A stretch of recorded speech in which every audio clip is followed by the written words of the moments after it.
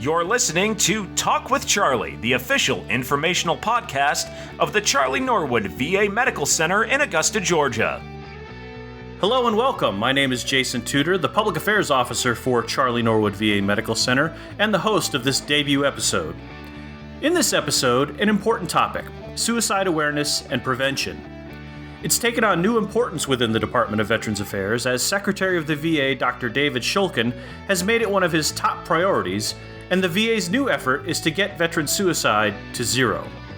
To that end, new programs and policy have been rolling out. The VA is also committing staff and resources to the issue, including a new Veterans Crisis Line call center in Atlanta, adding on to its existing call center capability in Canandaigua, New York. Charlie Norwood VA Medical Center has an active suicide prevention program that reaches out to the 150,000 veterans in our 1,500 square mile catchment area in Georgia and South Carolina.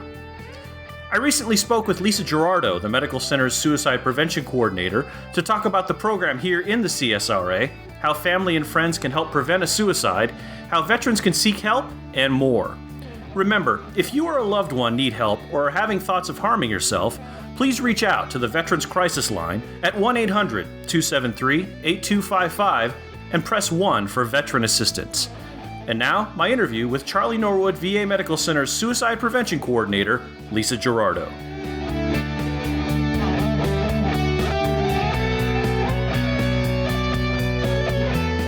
Hi, Lisa. How are you? I'm fine. How are you today? Good, thanks. I'm glad we have you in today. This is an important topic. Just in the last couple of weeks, Dr. Shulkin, the new Secretary of the VA, said this is one of his top priorities, if it's not his top priority, suicide prevention. So can you talk a little bit about the program here in Augusta, sort of what you do and kind of how that helps veterans? Certainly. Here in Augusta, where we put most of our emphasis is collaborating with our mental health providers and all the other providers in the VA so that they feel better equipped to help identify veterans that they feel are at higher risk for suicide. One of the things we want to do is figure out who is at risk and make sure we're getting them connected with the mental health care that they need, the extra support that they need. Suicidality is not a condition or a state, it's a symptom. And, we want to do things that can help improve veterans' lives and improve their outcomes and make them feel connected and generally have a better quality of life. So there's a lot of collaboration, a lot of internal training with all of our providers so that we can share that responsibility. Can you talk a little bit about maybe that training and sort of what are the sorts of things you're telling providers and what you as the suicide prevention person do and how that kind of works so veterans kind of know what's going on in the background? Sure. One of the things that we want to emphasize is asking the question, are veterans having thoughts of suicide? It's real important to ask it in terms of, are you having thoughts of suicide or having thoughts of killing yourself as opposed to harming or hurting or things like that? Because that's a very different animal, harming yourself. It's different from wanting to actually die. And so we want them to ask the question and develop a comfort level in knowing that that's just important to ask as it is about any other physical conditions, headaches or, sleeplessness, any of those things that when we're seeing our providers, they're going to assess for. So we want them to have that comfort level and to be able to ask that. A lot of people are really scared of the idea of suicide and the word suicide. And when you say a lot of people, do you mean like family members or just people who are sort of looking at the issue from the outside in, or how do you mean? I think everybody. Okay. The family members definitely, but even our providers, it makes them very anxious at times to think about suicide and use the word. And there's a lot of myths out there. I think some people think if they ask specifically about suicide, they're going to create a situation, like they're going to give somebody the idea. Right. And that really isn't the way it works. I mean, what happens is folks that are having thoughts of suicide are often very ambivalent about communicating that. They don't know how folks are going to react. They know that there's a stigma about mental health concerns in general, and suicide is part of that. Right. So they're afraid if I say something, are people going to think I'm crazy, or they, look at me differently? And so there's often a hesitancy to admit it. You talked about the stigma of mental health problems. I remember serving in the military, and that stigma existed there. And a lot of people of rank thought, well, if I come forward with a mental health problem, I won't get promoted, I'll lose my security clearance or something like that. I think that's what you're sort of getting onto there, yes, right? Yes, definitely that military aspect comes into play, because a lot of folks, when they were active duty, were very hesitant to open up about that. Right. But even the general population, mental health is something that people are uncomfortable with. Yeah. I think a lot of times folks think that because mental health issues manifest themselves in behaviors, often really troublesome behaviors, folks think that you should be able to control that. Oh, right. And that's really not necessarily the way it works. Just as well as you can't control your blood pressure level, right. just by thinking hard about it. Yeah, absolutely. So I think one of the things that hangs out there is the number 22, which I'm sure you're familiar with. Yes. And I've heard, when I've spoken to suicide prevention coordinators in different areas, they talk about it in different ways. So I think veterans would like to know what that number is now, or is that number relevant? Because we've been hearing about it for a few years now. I think veterans are aware that amongst veterans, I think suicides are still high, but maybe you could shed a little more light on that. Absolutely. That number has changed a little bit. Within the last year, the VA completed the largest study on suicide risk that they've ever done.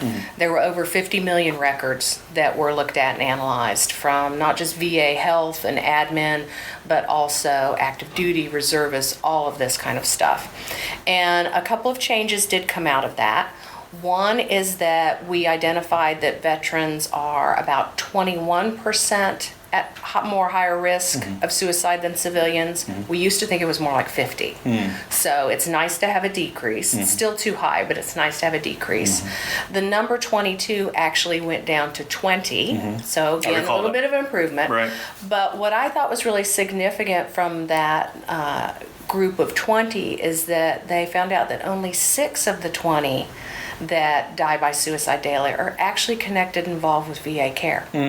So there are all sorts of folks out there somewhere, potentially in distress and at risk, who, for whatever reason, are not involved with VA services, are not availing themselves of the resources that we have. Sure. And so that makes it even more important to be talking about this, to be out in front of people, to be working with community partners to let them know we need to get folks connected here. Right. Because suicidality, we can help that. You can feel better, absolutely. So we don't want folks out there feeling hopeless and helpless and thinking that this is just their forever. Yeah. One of the things that folks probably want to know is how a veteran might be at risk for suicide. Are there warning signs? Are there things that people see? Maybe even, in a veteran, his or herself, what do you see as how can they see those risks? Absolutely. One of the things that folks need to tune into is any kind of a change in a veteran's behavior, or family members, a friend. If all of a sudden they are not enjoying things that they used to enjoy, if they're isolating more, if they're becoming irritable. Sometimes folks think that their image is just people being really depressed and sad, but sometimes the way it manifests itself is really anger and irritability, kind of pushing people away, intolerance. So the first thing to do is to tune in that something has changed, that something is not okay. Then we need to check in with folks. And this is where I think we as people shoot ourselves in the foot, because I think most of us are aware that the people that we're around, the people that we care about, we know when something's just not right, when something's bothering them. But then we start talking ourselves out of it. We think, oh, maybe it's nothing, maybe they'll get over it. If I ask them about it, they'll think I'm getting in their business. They'll be mad at me. We do all of these things that we talk ourselves out of talking to them, confronting them, expressing concern and care. And then potentially then at the end, if we have somebody who takes some sort of action, then that's when that guilt for survivors comes in, because they're like, oh, I should have done something. A lot of times when you talk to folks that have been thinking about suicide, even folks that have been planning suicide, what has been a benefit to them, what has stopped them, is something simple like someone saying, what's going on? How are you doing? Right. Just calling to check on them, and maybe not even ask directly, hey, I just haven't talked to you in a couple days. How are you doing? Right. And so I really want us to encourage ourselves and our friends and our family members to, check in with folks. Tune in when they're in distress. Suicidality is a symptom of distress, emotional distress, and that's the way we want to look at it. Yeah. It's not necessarily an end result. And so if we can identify when folks are upset about something and just connect with them from a human, caring perspective, Right. a lot of times that's going to make all the difference in the world. What can a family or a roommate or somebody do to make a place safer for someone who may be at risk for suicide? What are some of the things that can be done by those folks? Yeah, that's a really good point, and I think that comes with the denial that things are going to be okay, and I don't want to mess with anybody, I don't want to tread on anybody's rights. But one of the things that we do know is that although folks may think about suicide for a long time, when they make the decision to take some action, it's often a very impulsive thought. And one of the biggest things that makes that worrisome for us is access to firearms. Now, everybody has the right to gun ownership, and this is not about taking away those rights at all. It's about being smart and safe when it comes to accessibility.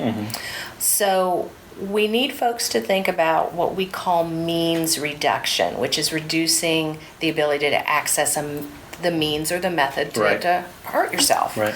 So with firearms, one of the things that we want folks to know about is that easy accessibility to a loaded, ready-to-go firearm is one of the riskiest things that we can have in place for somebody who may be having thoughts of suicide or any kind of other emotional distress. And so if folks are not willing to let someone else hold their firearms for a while, because we do encourage them to do that. You don't have to give them away, but if you're in a rough spot, let somebody else hang on to them at their place. Just keep them out of the way for a little bit. Right. When things get better, you can have your guns back in your home. Yeah. But if they're not willing to do that, then we want to build in delays that it would take to put that firearm into a point where it could be used and could be lethal. Sure. So that's when we think about things like locking firearms Gun up. locks, yeah. Locking ammo and guns separately, the trigger locks, maybe even storing the guns dismantled as if you'd taken them apart for cleaning them. Having folks remove firing pins and have the firing pins at a different location. Any of these kinds of things that it would take multiple steps to have to put them together. Right. Because what will happen is if you build in those delays, then you've got the chance that anything can happen in the process that can distract them or can derail them from that action. Right. I've had veterans say, I was on my way to do this and the dog barked. Something as simple as the dog barking, Right. and they stopped and like, okay, whoa, wait a minute. I got to do something else. I'm heading down a scary path. Right. So we want to build in those delays. Right. That's the most important thing for firearms. A lot of times family members will hide the firearms. They think, well, I've got it tucked away. My veteran has no idea where it is. That's really worrisome. That builds in a false sense of security. The risk is if you've got someone that's really contemplating suicide and they're really contemplating using a firearm and they know it's somewhere in the house, I guarantee you they found it. They know where it's hidden, and they've just kind of filed that information away.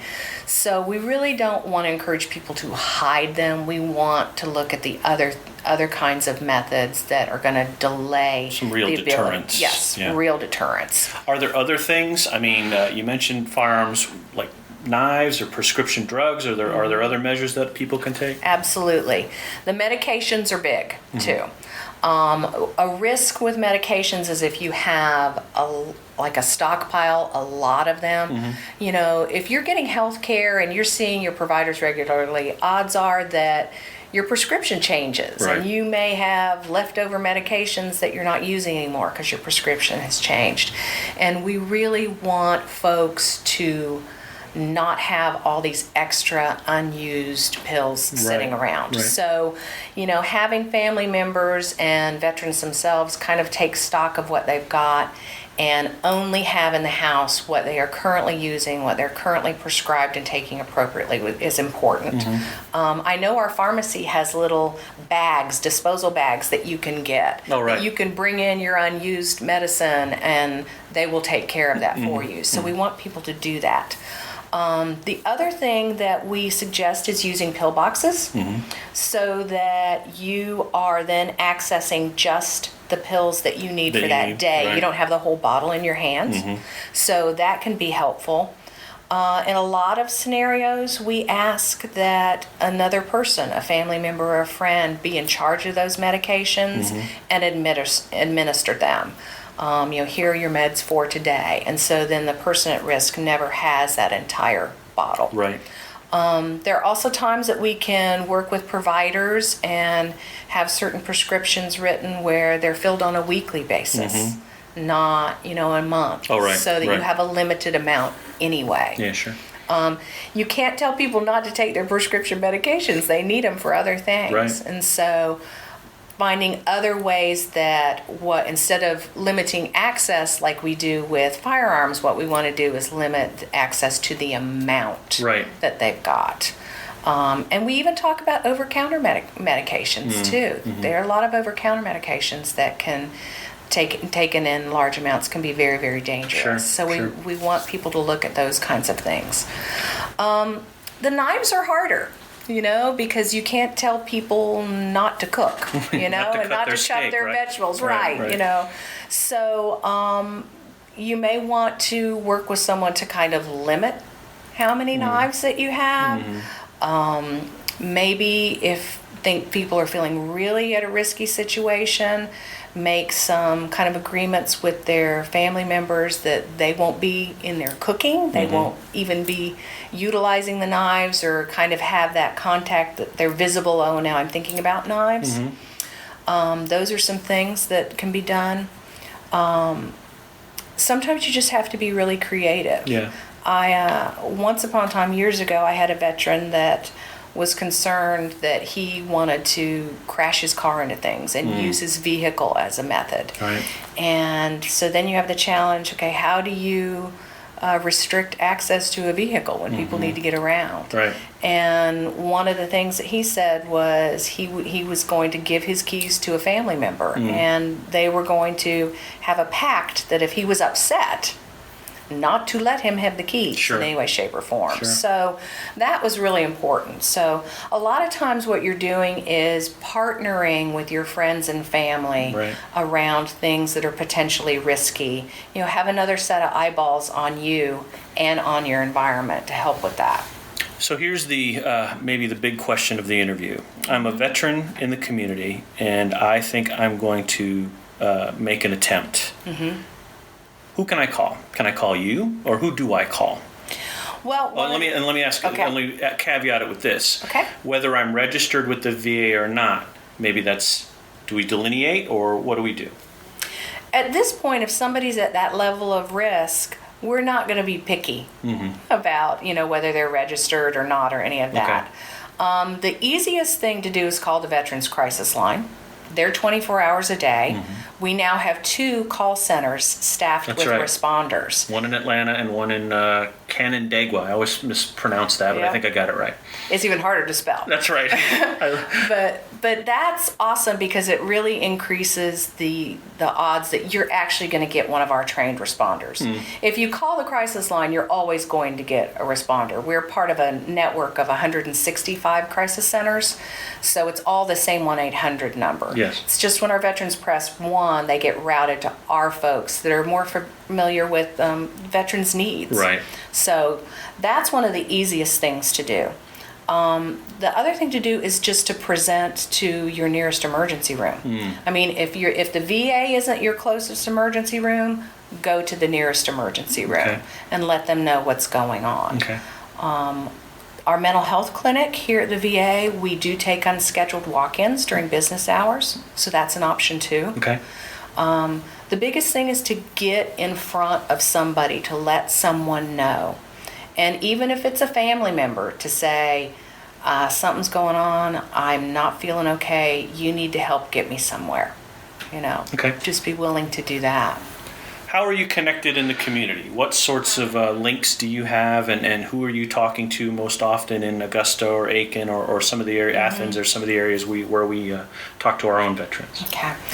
Well, of course, it's still part of the VA system, but we work really closely with our CBOCs, our community clinics. So we're always partnering with them. We participate as part of this agency's outreach committee. So we attend events with them that are often there to enroll veterans in their benefits, and so we make them aware that this is a resource and this is a support for them. Right. We work closely with Augusta Warrior Project. We work closely with of course, our law enforcement facilities. We spend a lot of time interacting with our tech schools and our local colleges because we have many, many veterans that are using their educational benefits and going to classes there. And so they're getting resources within their school setting, but we also want them to know how to connect with us. So that's largely what we're doing out in the community at this point. Okay. Anything else I might not have covered that you'd like to chat about? Well, one of the things that we have been talking about as a program this year is to really spend more time getting the message out with some of the stuff that we were talking today, with how family members can be more involved and feel a part of supporting and helping their veteran, and a lot about the firearm safety. And so that's going to be a significant push for us this year. We can't say it enough, especially since they're topics that people feel strongly about and are often uncomfortable about. So the more we talk about it and the more we make people feel that this is just a normal part of how we think about things, how we think about keeping ourselves safe, our loved ones safe, that's what we want to do. Right, and again, Dr. Shulkin has made it his number one priority, or at least one of his top priorities. So I think we've got our marching orders at this Absolutely. point. Well, Lisa, thank you very much, and it's been a real pleasure to talk to you about this topic. Thank you. It's been great talking to you. Thanks for listening to Talk with Charlie, the official informational podcast of the Charlie Norwood VA Medical Center. If you enjoyed the podcast, please leave a rating or review in iTunes, on Google Play, or let us know via the VA Augusta Facebook page. For more information about VA benefits, healthcare, or our cemetery system, visit www.va.gov.